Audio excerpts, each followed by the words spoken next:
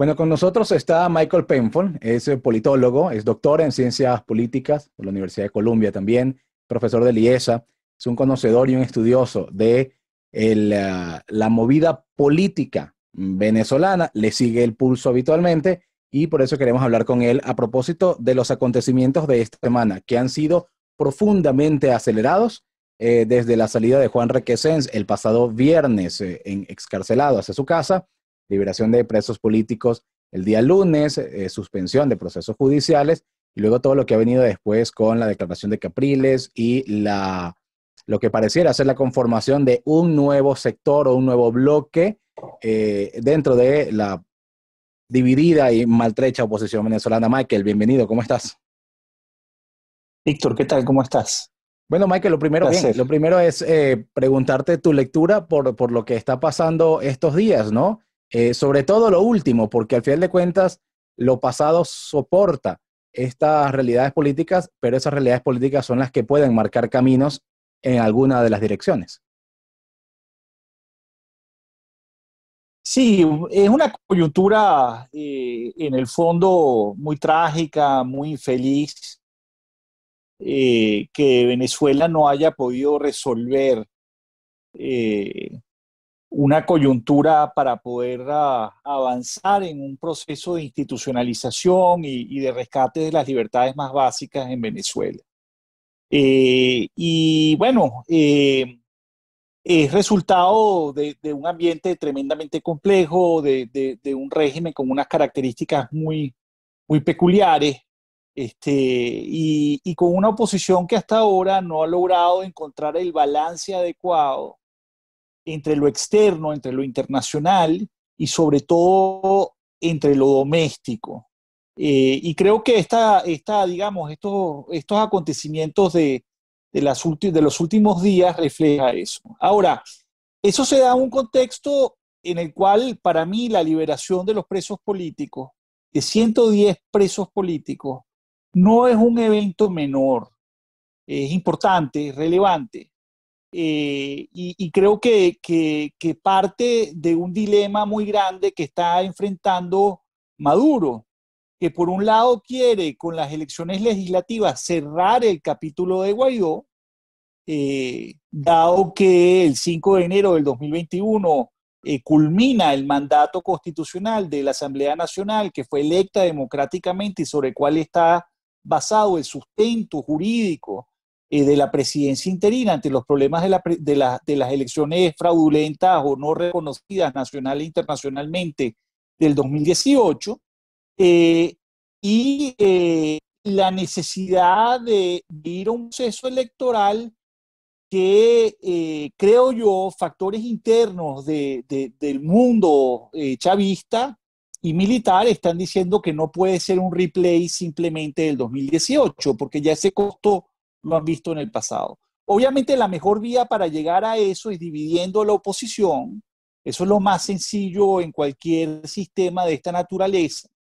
Pero creo que ese contexto aparece dentro de un debate opositor sobre, bueno, cuál es la estrategia que vamos a seguir, dado que ya casi 2 años después del 23 de enero del 2018, del 19. 2019, sí, 19, y del ascenso de Guaidó a la presidencia interina, pues Venezuela no ha logrado un cambio en el plano doméstico, en el plano nacional, indistintamente de los logros o de los reconocimientos internacionales que pueda tener. Ahora, Michael, estamos literalmente a menos de 3 meses de ese evento electoral convocado. Estamos entrando septiembre, octubre, noviembre, y 3 meses prácticamente justitos.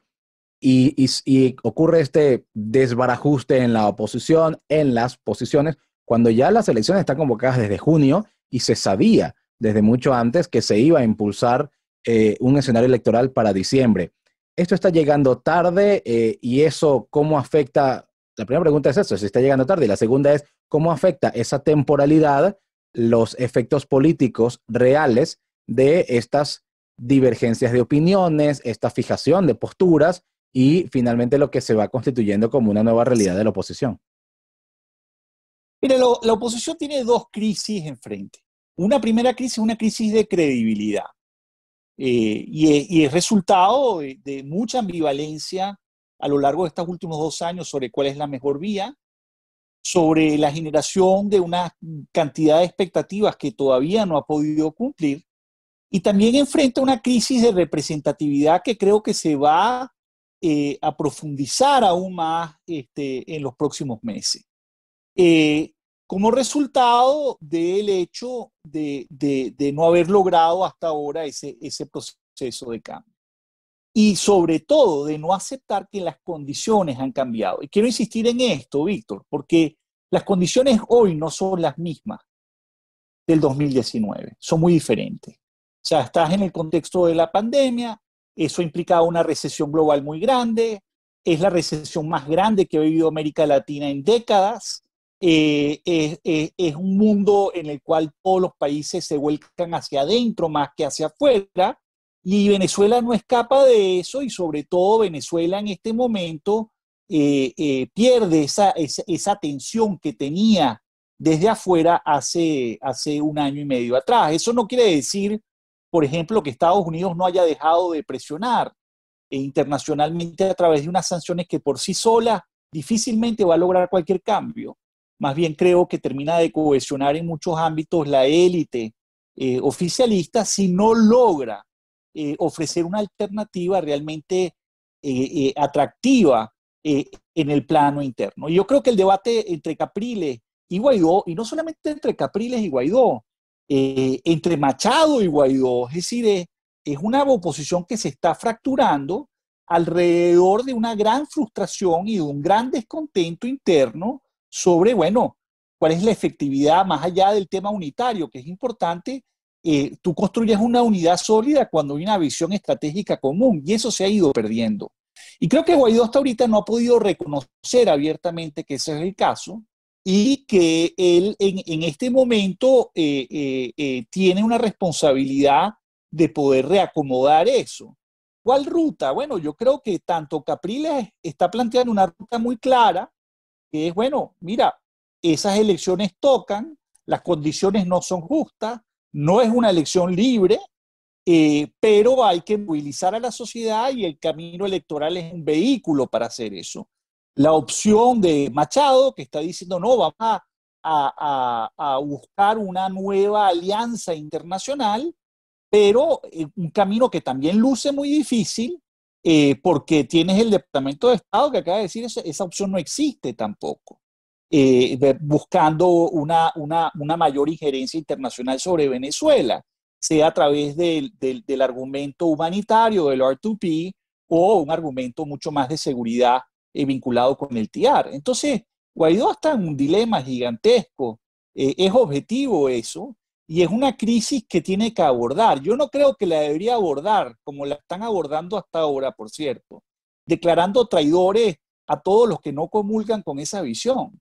Creo que tienen que partir de un momento de aceptación de los errores, que son muchos, que son muy acumulados, y responder una pregunta muy sencilla: ¿qué vas a hacer no después del 5 de enero del 2021? ¿Qué vas a hacer de aquí al 6 de diciembre del 2020?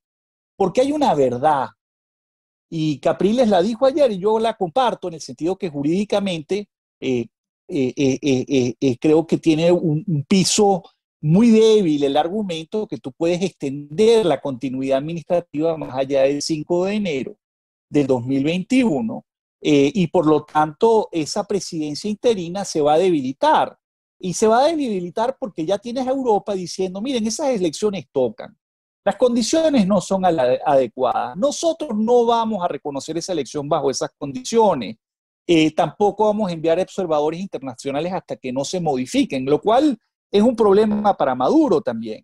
Claro. Pero tampoco están diciendo abiertamente, vamos a seguir reconociendo a Guaidó de la misma manera. Michael, el 5 de enero de 2021 es para Guaidó lo que el 10 de enero de 2019 fue para Maduro. Bueno, es y no es. Yo creo que Guaidó está subestimando, al igual que Maduro subestimó, lo que implicó el 10 de enero del 2019 cuando ascendió Guaidó. Y yo creo que Guaidó en este momento está subestimando las implicaciones jurídicas internacionales e incluso domésticas en Venezuela de esa fecha.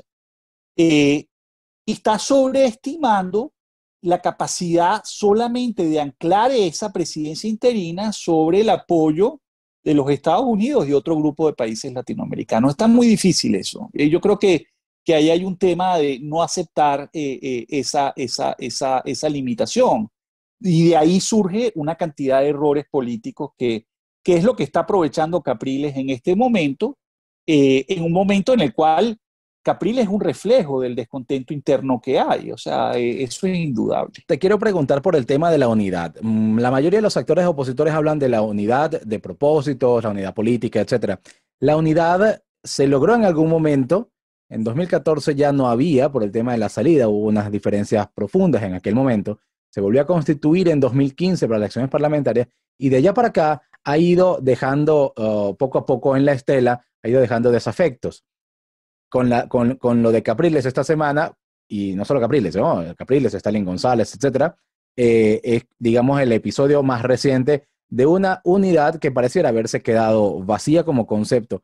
Está sobrevalorada en este momento. La única manera de plantarle cara al gobierno y disputarle el poder incluso es a través de la unidad, o ya estamos en tiempos donde, bueno, aquí que cada quien haga sus apuestas y vamos a ver en cuál la población, la sociedad se alinea. Mira, una unidad política, una coalición política amplia, socialmente amplia, requiere tres cosas elementales. La primera es básicamente una visión o un objetivo estratégico común que todos compartan. Y yo creo que eso todavía existe en el ámbito opositor. Pero eso tiene que venir acompañado también de una estrategia común que todos compartan y que todos sientan que pueden aportar en ese proceso. Eso en este momento no existe. Creo que está muy debilitado. Hay una discusión muy intensa sobre eso. Y en tercer lugar, necesitas mecanismos de consenso y mecanismos de resolución de conflictos internos para poder sostener las fricciones internas que esos dos temas generan. Y eso tampoco pareciera estar ocurriendo en este momento. Es decir, pareciera que hay un agotamiento de esos mecanismos lucen insuficientes. Ahora, estas críticas no son solo políticas, es decir, también son sociales. Tuvimos el pronunciamiento de la conferencia episcopal, hemos tenido pronunciamientos muy importantes del sector de trabajadores, hemos tenido también pronunciamientos de las organizaciones civiles en particular, con un tema muy importante que tiene que ver con la atención humanitaria en el contexto de la pandemia, y hemos tenido también organizaciones sociales que pareciera estar alertando que esto no va caminando bien en cuanto a la estrategia. Puede que el propósito todos los compartan, pero al final es un tema de efectividad lo que está generando esa fricción. Y esa efectividad, creo yo, es baja porque la oposición ha dejado de pensarse a sí misma como un gran movimiento social, como un gran movimiento político, como una coalición que está construyendo un cambio a partir de instrumentos de lucha interna que acompañen esa presión internacional. Y en cambio hemos dejado básicamente que la presión, la única presión que en este momento realmente enfrenta el oficialismo es esa presión externa por parte de las sanciones. Ahora, al final del día, Víctor, esto tiene que terminar en algún tipo de negociación política, porque la idea de una ruptura, la idea de una salida rápida, ya 2 años después, bueno, yo creo que más allá de si eso era lo deseable o no, si eso podía darse hace 2 años atrás y quizás habían buenas razones para sostener el mantra. Yo no estoy diciendo que eso fuese un error, pero sí me parece que las condiciones hoy son dramáticamente distintas. Ahora, en ese escenario de negociación, ¿negociar con quién? Te lo pregunto porque en 2019 se fue se fue al proceso de República Dominicana con la exposición institucional de la Asamblea Nacional. Luego ya se fue al proceso de negociación con Barbados. en paralelo al proceso de Barbados, entonces se empezó a activar la mesita, primero callado y luego ya públicamente. Ya cumplió más de un año la mesita trabajando. Ahora será esta negociación donde Capriles conversa, según ha dicho el embajador de Turquía, y se ha logrado la liberación de presos, etcétera, e incluso algunas garantías electorales, decía el embajador de Turquía. Al día de hoy, con toda esa fragmentación opositora, ¿con quién negociar? ¿Entre quién se puede negociar y entre quién puede tener las condiciones para empujar al actor gubernamental, al actor dominante, en este caso desde la burocracia, hasta el punto de decir, es que tienes que negociar conmigo, porque si no, bueno, te vas a seguir arrinconando? Entonces, ¿cómo hacerlo cuando tienes un adversario, desde el punto de vista del gobierno, tan dividido, tan fragmentado, donde al final todos representan a algo o a alguien y en buena parte ni siquiera nadie sabe de qué tamaño es lo que representan? Mira, aquí no hay una solución unilateral al problema venezolano. No existe. Maduro no tiene esa respuesta, no tiene la capacidad de dar eso, de resolver eso, y la oposición sola tampoco puede. Eh, y la institución armada o las Fuerzas Armadas tampoco está dispuesta a entrar de la manera como una parte de la oposición quiere a través de una ruptura, sino que más bien actúa, a mi juicio, de una manera mucho más corporativista, protegiendo sus intereses y tratando de proteger precisamente no solamente esos intereses, sino su propia supervivencia institucional de largo plazo. Entonces, las negociaciones en cualquier conflicto político van y vienen. El problema está en que nosotros no hemos sabido utilizar esos mecanismos adecuadamente. Y sobre todo, yo creo que uno tiene que poder hablarle a los factores internos dentro de la coalición oficialista, que son al final del día el sostén en este momento de Maduro, para que ellos presionen internamente y se dé un proceso que sea aceptable para todo el mundo. Eso solamente lo puedes hacer a través de una negociación formal, con reglas, no negociaciones informales, etc.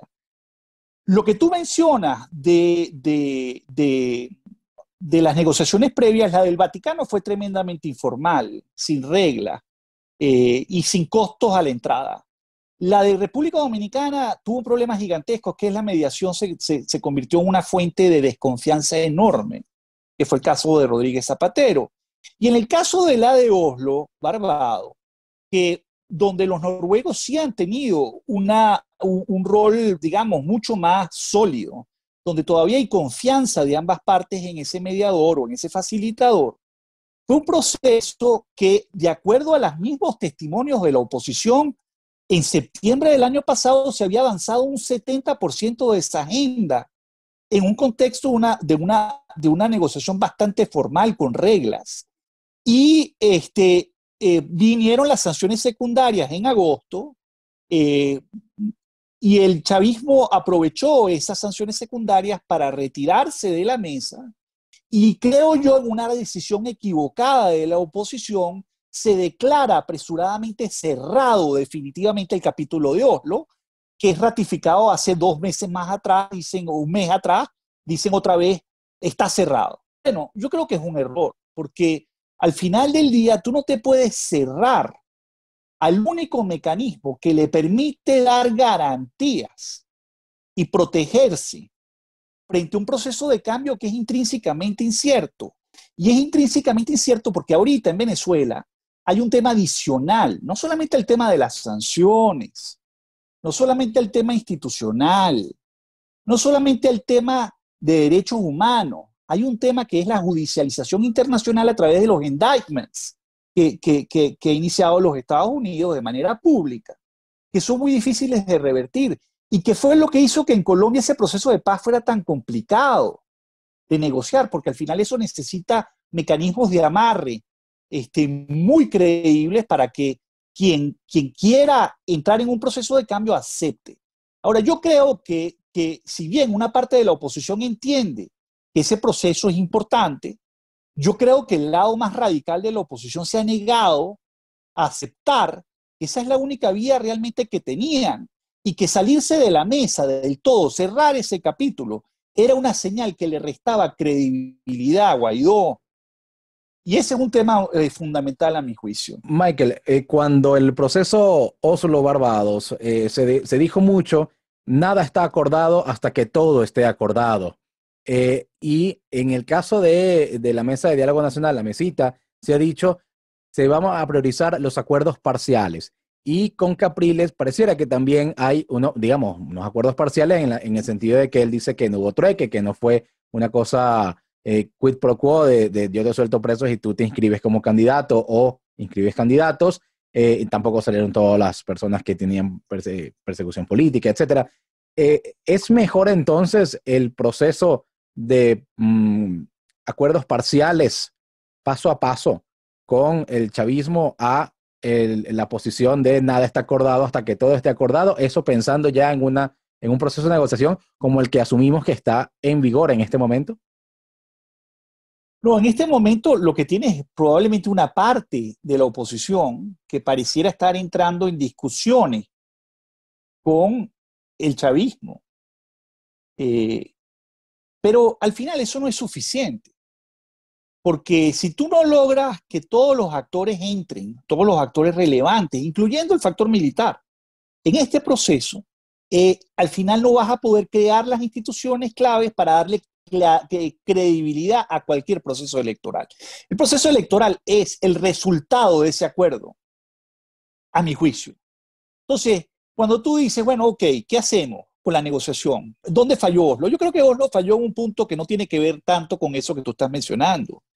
Tiene que ver con el hecho que ese proceso, como se inició de manera secreta, cuando se hizo público inadvertidamente, ninguno de los actores había pagado un costo a la entrada alto por entrar en ese proceso. Y por lo tanto, levantarse era muy barato. Irse de la mesa era muy barato. Ahora, yo creo que para poder reanudar un proceso de ese tipo, tienes que pagar un costo muy alto.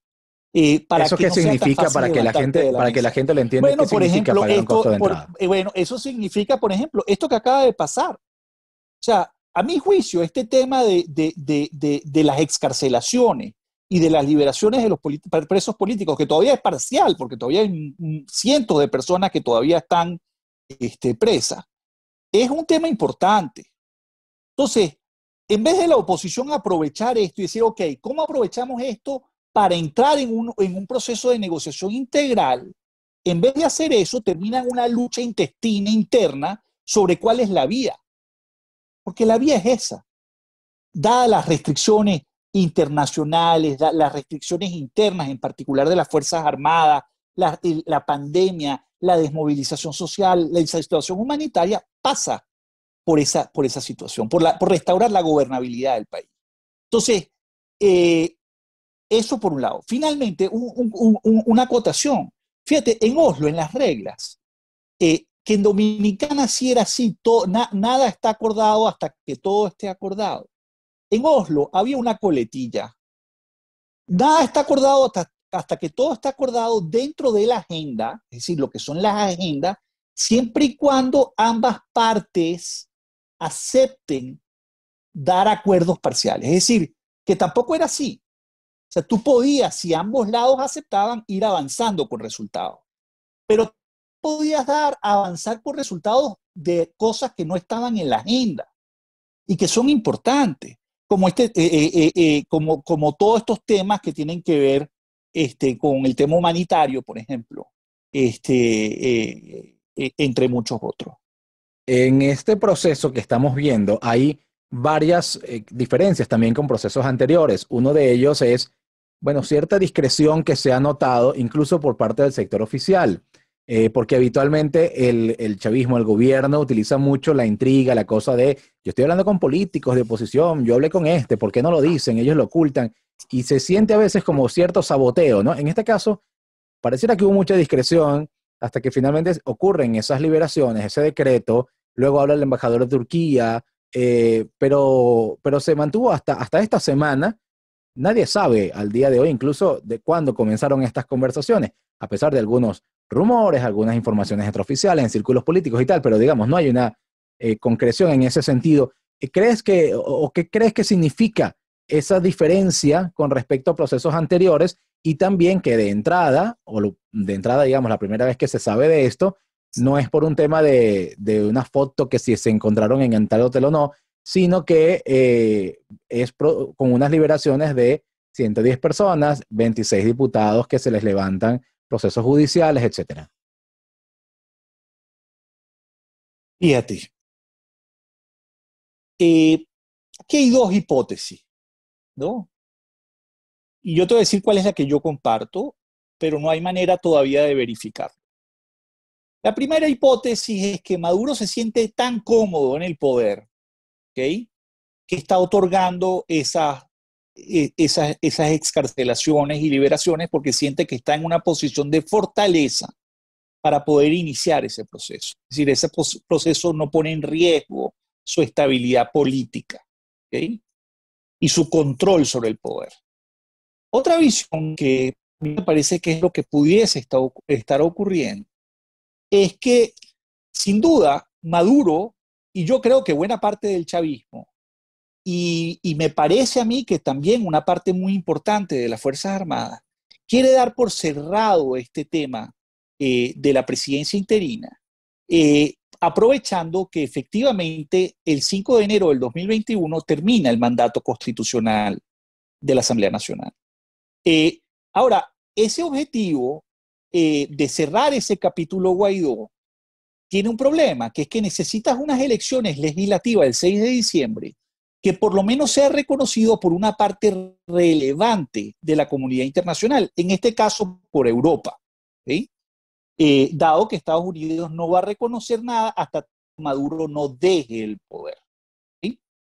Entonces, el problema que tiene Maduro es que al final necesita generar un mínimo de condiciones que permitan satisfacer dos cosas. La primera es que entre una parte de la oposición. Él trató de hacer eso con la mesa de noche, o la mesita, o la mesa de diálogo nacional, que es el nombre, digamos, correcto.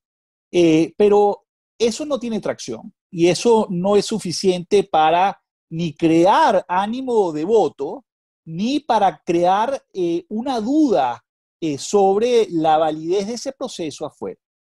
Entonces, Maduro tiene un tema. O sea, no es que no tenga que entregar concesiones. El problema está en cómo la oposición aprovecha esa circunstancia para de forma racional, realista, con una visión también de mediano y largo plazo, resuelve este problema de corto plazo, que es las legislativas, para entrar en una negociación mucho más integral que tiene que ver con las presidenciales, que tiene que ver con el funcionamiento del Estado de Derecho, que tienen que ver con el problema financiero del país, el restablecimiento de la producción petrolera, o sea, y en la situación humanitaria.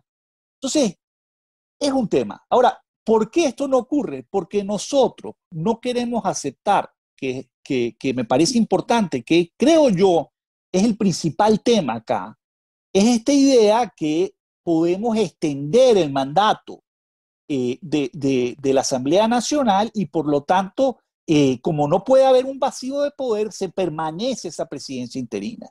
Y eso yo creo que no solamente es inconveniente, te lleva a decisiones políticas erradas y te lleva a una lectura muy imparcial y muy sesgada de las restricciones reales que estás enfrentando acá. Yo entiendo que las elecciones legislativas ni van a ser justas ni son libres en este momento. Yo creo que lo correcto, como han dicho algunos, entre ellos el expresidente del antiguo Consejo Nacional Electoral, Andrés Careca, lo lógico es suspender. Y creo que en parte es lo que está pidiendo la Unión Europea. Correcto. Lo lógico es suspender. Pero ok, tú suspendes, pero tienes que entablar un proceso de negociación, tienes que entablar algo, tienes que llegar con algo, no sencillamente decir, bueno, ahora tengo más sanciones para ti, ahora vamos a limitar la importación de diésel. Entonces, es interminable esto, porque con sanciones, con presión externa, no vas a resolver el dilema interno que están enfrentando los factores que probablemente quieren algún tipo de cambio, pero que no lo pueden dar si no tienen cierta certidumbre que solamente se la puede dar un proceso de negociación. Eso todavía no lo hemos entendido en Venezuela. Y yo sé que mucha gente se frustra y dice, ¿negociar con quién? Bueno, con lo que hay. Ahora, Michael, dentro Probablemente esa negociación, Víctor, hace un año y medio atrás hubiese sido distinta. Tenías más poder de negociación, claro, tenías claro. más fuerza interna. Hoy es diferente.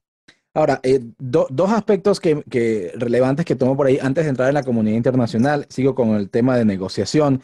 Lo primero es, decías, incorporar en un proceso de negociación amplio a todos los actores relevantes. ¿Cómo sabemos? ¿Cómo determinar cuáles son los actores relevantes? Cuando dentro del sector opositor tienes a una María Corina Machado que siempre dice, yo no juego con ellos porque me parece que son entreguistas, lo que sea en algunos casos. Cuando tienes un falconismo que dice, es que a nosotros nos han excluido antes y no nos han querido reconocer que somos una fuerza, pero al final aquí nadie tiene certeza de cuánto en verdad pesa dentro de la opinión pública, por lo menos de la oposición, etcétera. Ese como primer aspecto. Y como segundo aspecto, ¿cómo lograr entonces construir ese sector que iría a negociar cuando uno ve, incluso con la declaración de Capriles, pareciera que nuestros políticos de oposición, digamos, del país, de Venezuela, son incapaces de convencer al otro dentro de su mismo sector político? Es decir, Capriles es incapaz o ha sido incapaz de convencer a Guaidó, Guaidó de convencer a Capriles, a María Corina de convencer a Falcón, de Falcón de convencer a los demás, y hay un llamado unitario a cada rato, pero al final de cuentas son posiciones que pareciera que son inamovibles en algunos casos. Fíjate, cuando se declaró cerrado el proceso de Oslo, que ya el oficialismo había dejado al no asistir a la mesa en Barbados en agosto, y la oposición lo declaró cerrado. La oposición lo declaró cerrado en parte porque tenía la esperanza que el TIAR, como alianza, digamos, dentro del hemisferio occidental, en particular en América Latina, iba a permitir una salida de presión externa real. Bueno, acabamos de escuchar al Departamento de Estado hace días atrás diciendo eso no solamente no existe hoy, no existió nunca, lo cual es un problema. O sea, nos hubiesen ahorrado muchísimo tiempo si los Estados Unidos hubiese sido honesto con respecto a eso, porque ya el tema de la presión de las sanciones es bastante importante y relevante. Yo no estoy en contra de las sanciones sirven para negociar, las sanciones no sirven para tumbar a nadie. Eso no sucede así. Entonces, tú tienes que poder aterrizar esa presión internacional en algo concreto en el plano interno. Entonces, Guaidó cometió un error porque ahí básicamente perdió mucha credibilidad. Y en parte porque la presión de los Estados Unidos también está casada con una salida condicionada, básicamente al factor Maduro. Y bueno, sí, eso podría ser deseable, pero, pero hasta ahorita no se ha logrado. Entonces alguien te diría, bueno, no, falta tiempo. Sí, está bien. ¿Cuánto tiempo más? Porque ya tenemos tiempo en este proceso. ¿Cuánto tiempo más? En este momento estamos en un proceso de estancamiento, de una inercia, de una anomia muy grande.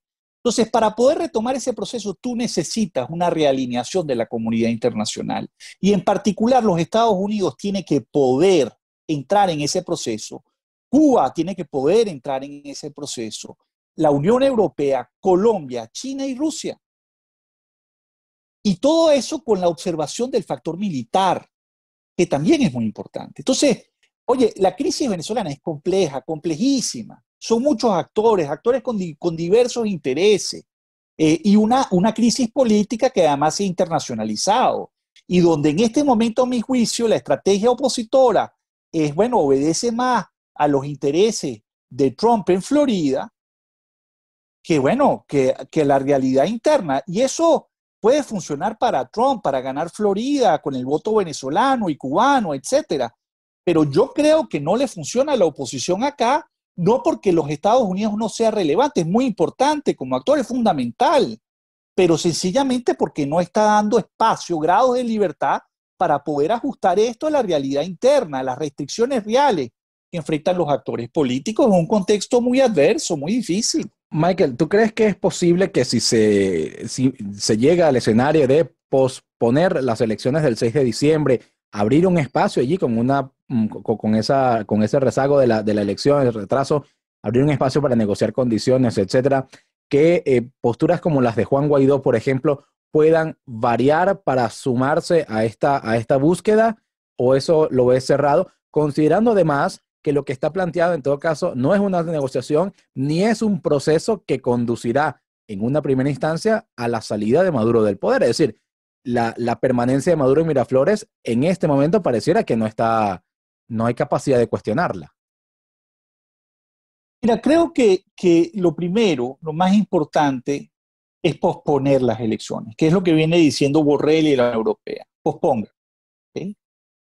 Asumiendo que esas elecciones legislativas tocan, asumiéndolo, no sacándole el cuerpo, asumiendo que tocan, ¿ok? Y asumiendo que vas a requerir entonces un proceso de negociación y validación de las condiciones internacional para entrar en esas legislativas, resolver el tema de las legislativas y entrar en una negociación mucho más integral. Esa es mi visión, ¿ok? Lo que pasa es que yo creo que en el contexto actual es difícil que eso ocurra, porque las elecciones americanas son en noviembre y las elecciones americanas en este momento en Venezuela importan. Y entonces es muy difícil para los Estados Unidos cambiar de posición en este momento, en particular para Trump, en Florida. Y creo que además Maduro también está esperando ver qué pasa con esa elección, porque si él percibe o lo que está, por ejemplo, en este momento, hoy Biden lidera, pero lo cierto es que en los últimos días Trump viene recuperándose. Entonces, si Trump gana, yo creo que Maduro va a tratar de avanzar con esa elección a trocha y mocha. Si Biden gana, que además creo que va a ser, si gana, va a ser tremendamente complejo institucionalmente, porque no estoy seguro que Trump va a reconocer rápidamente su derrota. ¿Okay? En ese proceso, quizás Maduro tenga incentivos para posponer, tratando de buscar esos acuerdos, porque yo sí creo que esa presión interna es real y creo que en algún momento el tema cubano también es importante. Porque si gana Biden, Biden va a buscar abrir Cuba condicionado a Venezuela, y lo cual pone también a Cuba en una disyuntiva muy grande. ¿Qué prefieres? ¿Garantizar, digamos, las remesas, tu reactivación económica que venía a partir de la apertura que había promovido Obama, o seguir dependiendo de una situación tan precaria como la que hay en Venezuela? Michael, ¿qué significa que sea Enrique Capriles la figura que ha tomado este protagonismo a raíz de estos acontecimientos de los últimos días? ¿Significa que Capriles sigue siendo una figura de mucha fortaleza, o por lo menos que así lo reconoce el chavismo? ¿Significa que se le tiene respeto desde el chavismo? ¿Significa que tiene un arrastre electoral todavía dormido de alguna manera, pero que está allí? ¿Cómo evalúas tú que sea Capriles el que esté poniéndose como al frente de esto, y con la percepción, más allá de lo que él diga o haga, la percepción que hay es que este es ahora el movimiento de Capriles, y lo que eso significa entonces cuando Capriles habla y dice cosas como jugar a gobernar el gobierno por internet, y otras partes de su mensaje que se dio esta semana? Mira, yo creo que Capriles es un actor importante, como lo sigue siendo Guaidó.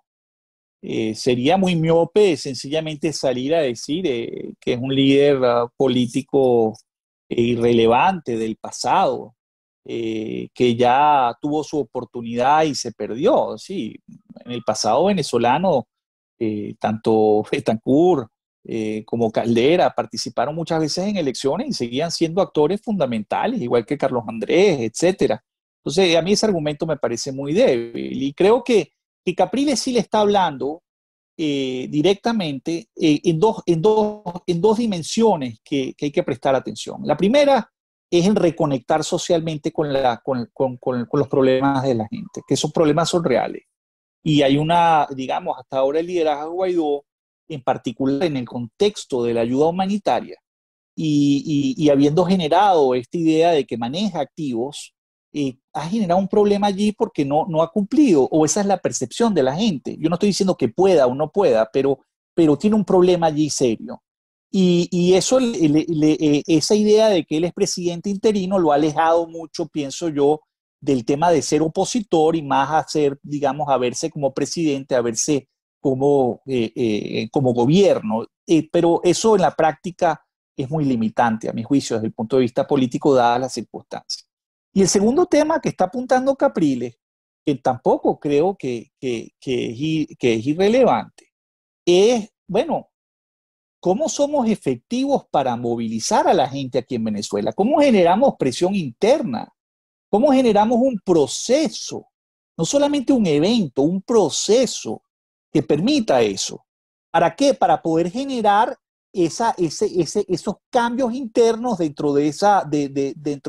oficialismo que permita de alguna manera sacarnos de este pantano. Estamos metidos en un estancamiento político. ¿Por qué? Porque hasta ahorita no hemos logrado articular una alternativa clara. Y eso me parece a mí que es muy poderoso. Ahora, él tiene dos retos. El camino que le viene es muy duro a Capriles.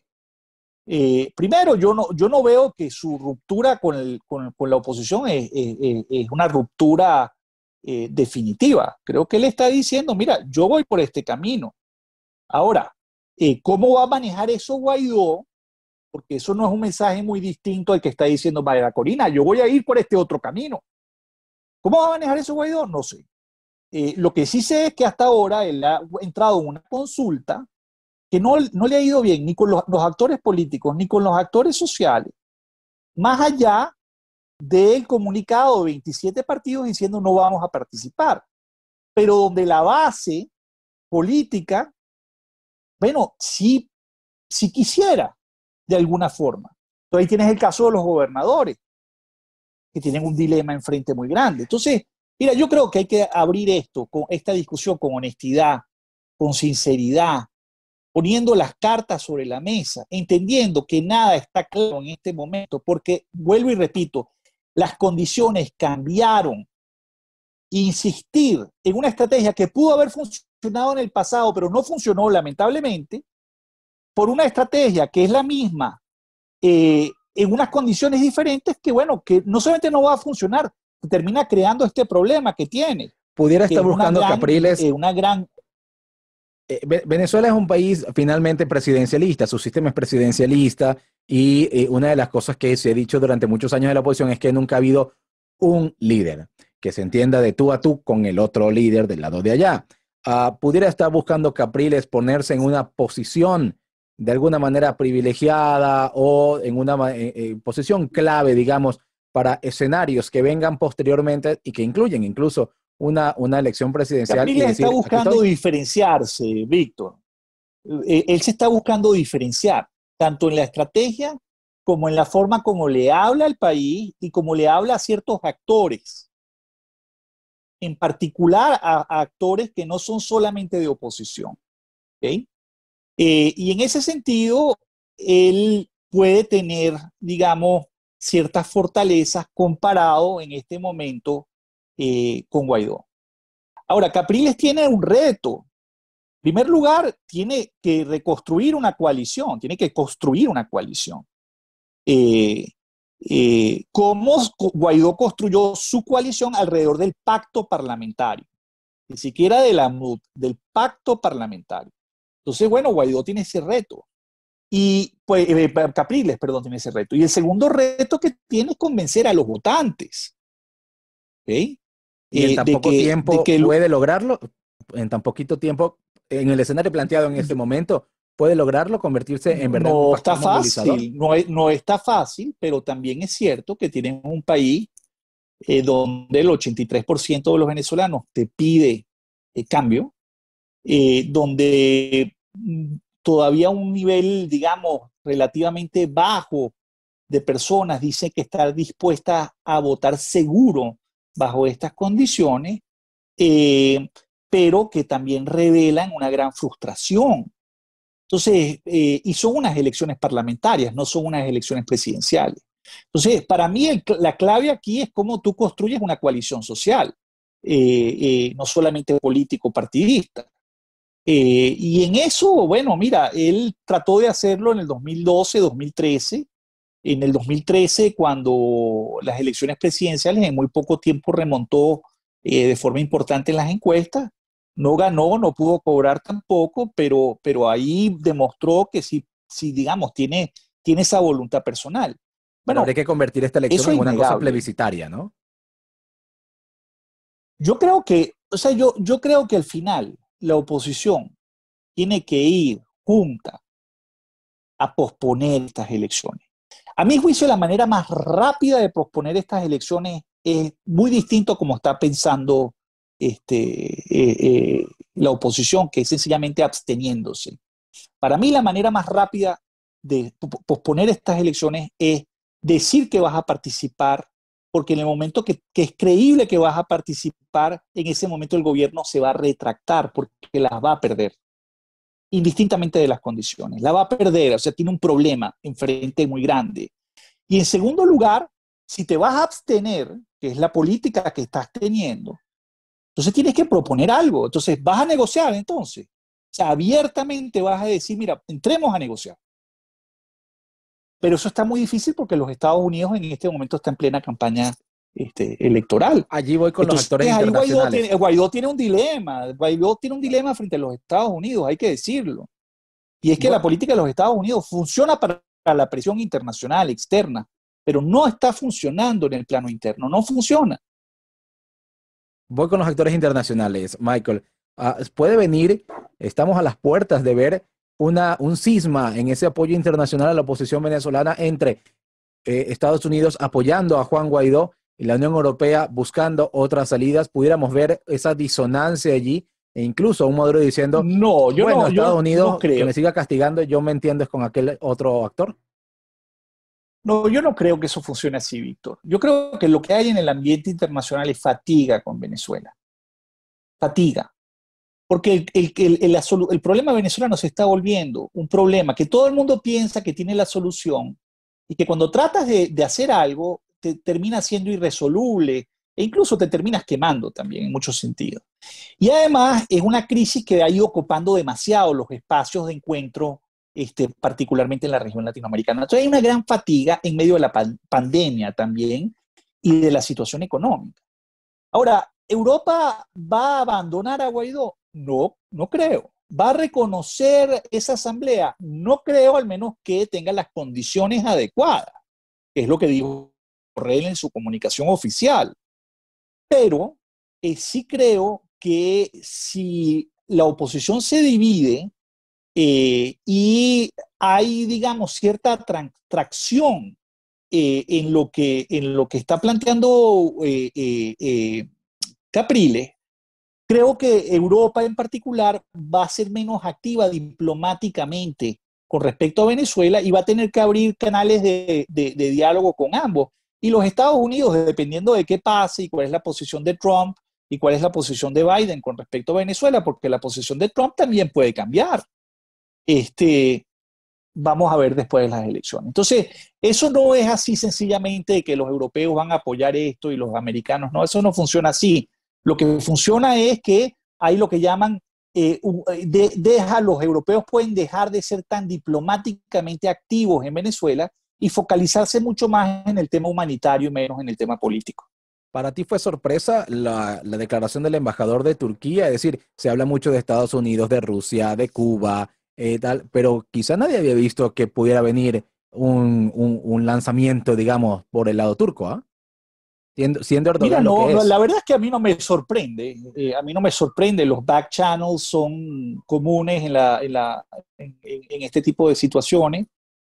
Turquía es un actor relevante para el oficialismo en cuanto es un actor que los ha ayudado con el tema del oro, con los temas de importaciones de alimentos, muchos de ellos rodeados por muchos escándalos, etcétera. Pero en ese punto no me sorprende. Lo que sí creo es que al final, y esto es algo que es mi mensaje principal, mira, el conflicto venezolano, el conflicto político es un conflicto muy serio, muy complejo, con muchas aristas y requiere una negociación formal, formal. no una negociación ad hoc. Y requiere que la entendamos y la asumamos. Y nosotros no podemos seguir improvisando, porque en la medida en que esto se dilate y se siga dilatando, el nivel de sufrimiento es cada vez más alto. Los niveles de pobreza y desigualdad en Venezuela son sencillamente pasmosos. El tamaño de la economía venezolana es tan pequeño en este momento, es casi una décima parte de lo que tenía hace 13, 14 años atrás, en medio del boom petrolero. Es muy dramático. Con un país donde además los niños no solamente ya no se pueden educar por el tema de la pandemia, es que tenemos un sistema de educación donde los profesores también los estamos perdiendo, porque están migrando. Entonces, mira, yo creo que hay que empezar, y esa es la alerta que ha hecho la iglesia, que han hecho los empresarios venezolanos, que han hecho los trabajadores, que han hecho los factores sociales, la sociedad civil. Bueno, pensemos en esos temas. ¿Qué pasa si Yo te Estados voy a tener Unidos que no dejar varía su acá. posición, Michael? ¿Qué pasa si Estados Unidos dice, yo voy con Guaidó y vamos a suponer que Trump vuelva a ganar y se mantiene en sus 13 de la posición que ha tenido hasta ahora? Eh, Fíjate, yo creo que efectivamente Venezuela en este momento está no solamente muy aislada internacionalmente, está cada vez más debilitada socialmente y sin Estado, es decir, con una crisis fiscal gigantesca, porque no hay ingresos petroleros para sostener el gasto público ni la provisión de bienes públicos que necesita el país para poder funcionar, entre ellos el tema energético, el tema de agua, etcétera. Entonces, este, aquí la pregunta es, bueno, hoy cada vez el país se va pareciendo más a Cuba. O sea, esta política americana, así como está, básicamente es un problema porque lo que diferenciaba a Venezuela de Cuba era la fortaleza de la oposición. En este momento, Venezuela está más aislada en términos de conectividad aérea, por ejemplo, que Cuba. En este momento Venezuela está sometida a sanciones secundarias que solamente tiene Irán. Y en el caso venezolano están mucho mejor enforced por las características del sector petrolero venezolano, porque tenemos una infraestructura y una manera, digamos, y unos canales de comercialización que están perfectamente integrados con los Estados Unidos, que es mucho más fácil de monitorear y de hacer cumplir. Y con unos impactos en el sector financiero, no solamente para el sector público, también para el sector privado. Entonces, seguir en esto, bueno, sí, pues Venezuela puede seguir en esto. Este estancamiento puede ser mucho más largo. Eh, yo pienso que como va, muchos actores dentro del oficialismo harán lo que están haciendo, resistir, resistir, resistir. Pero bueno, pero en ese proceso el costo social y también político es gigantesco. Vale, muchísimas gracias, Michael. Ok, un saludo y muchas gracias por la entrevista, Víctor. Te agradezco, que tengas buen día. Muchas gracias.